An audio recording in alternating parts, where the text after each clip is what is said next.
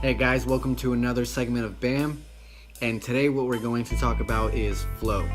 So, flow is this euphoric moment that allows us to feel present and alive, and it gets us out of depression. So, there's a couple of books that you can read for flow: Flow, The Optimal Experience, and The Rise of Superman. So these two books basically just elaborate a little bit more of why flow is so important and how we can kind of access flow. So I took a couple of notes, and basically what the importance of this is that whenever we have a situation that we have to perform, whether it is a life-threatening situation or just a performance of our skills, it allows us to either flow or quote unquote die. So it's almost like the fight and flight situation that we have with our parasympathetic nervous system, but for the most part, this is right after we go and decide between whether we're going to fight or run away. So there's a couple of triggers that allows us to basically access this flow. And flow is very important because it lowers our anxiety, and for the most part, it allows us to be present. So what they called it is this hypofrontality. And basically, our prefrontal cortex is the decision making of our basically brain, right? And we're looking at a lot of the things that we look at, and of course, when you're looking at psychopaths, they have a damaged or underdeveloped prefrontal cortex. So that's why most likely they will engage in more risk behaving demeanors. And they kind of started researching improvisers, and they saw that the frontal dorsal actually shuts down. So anything that has to do with ourselves, it kind of disappears. So kind of the same way that meditation works, but a lot faster. So what we're going to look at are the 17 triggers that flow has, right? So first is going to be 4 psychological triggers that allows us to access this flow state. Next, we're going to look at 3 environmental factors that allow us to basically access flow, and we're looking at 9 social experiences that allows us to trigger or access this flow, and then 1 creative trigger that allows us to access flow. So I'm going to split these in small videos, and basically will allow us to kind of continue on to kind of use these in our daily activities for work, for exercise, sports, or anything that we do, like art or music or anything that has to do with being creative and things that we love. So first, we're looking at the psychological triggers. So basically, these are internal strategies that drive attention into the now. So I talked about how being present is very important for mostly anything that you're going to do, just because whenever we're looking in the past, it creates fear, and then we're looking in the future, it creates anxiety.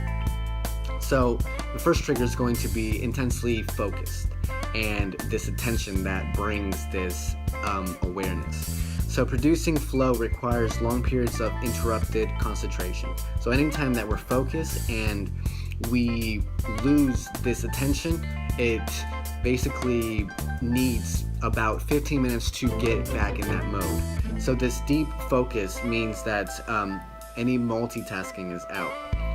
Honestly, our brains do not allow us to multitask.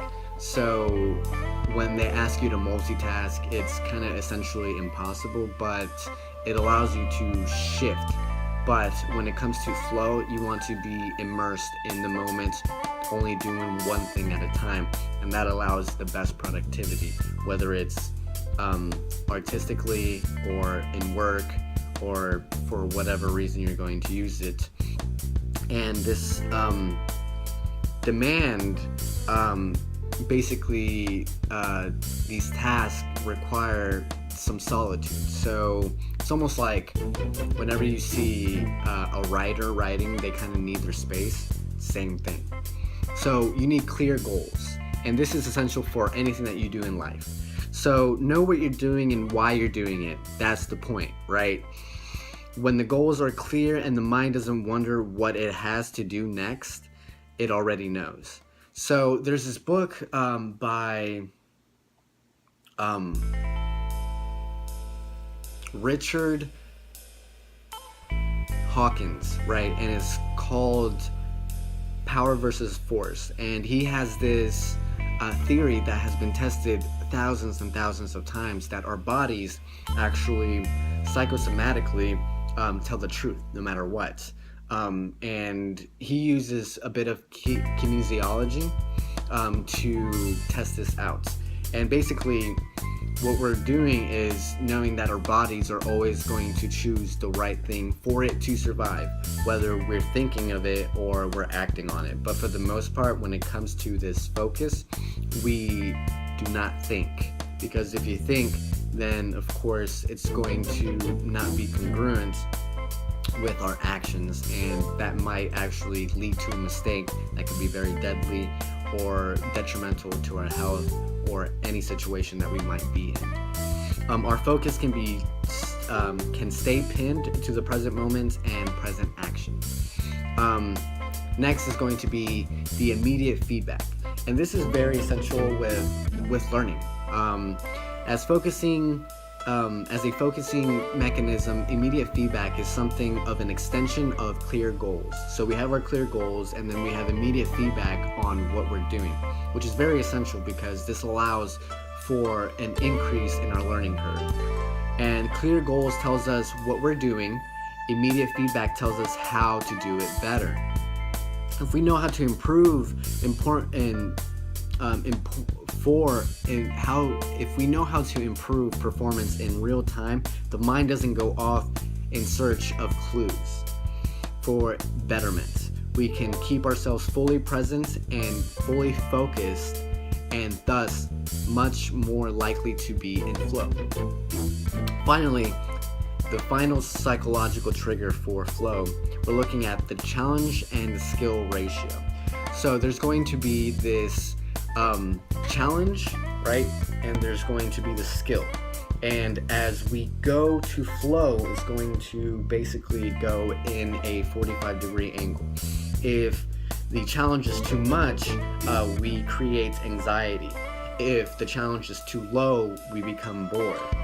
And that allows us to have an ease as our skill set increases. So as something becomes easier for us, the challenge is not as high and it becomes low, which makes it easier for us.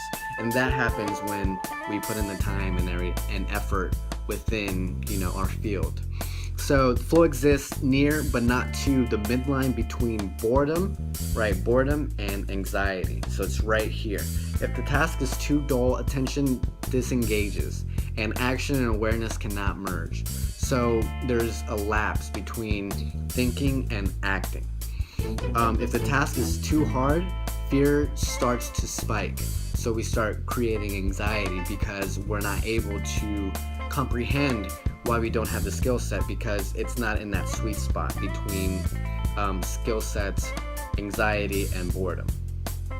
We begin looking for ways to extricate ourselves from the situation, so we try to run away for the most part. In other words, the challenge needs to be slightly greater than the skills we bring to the table, just a little bit. If you can keep yourself in the sweet spot, then you can drive attention into the now and maximize the amounts of flow in your life.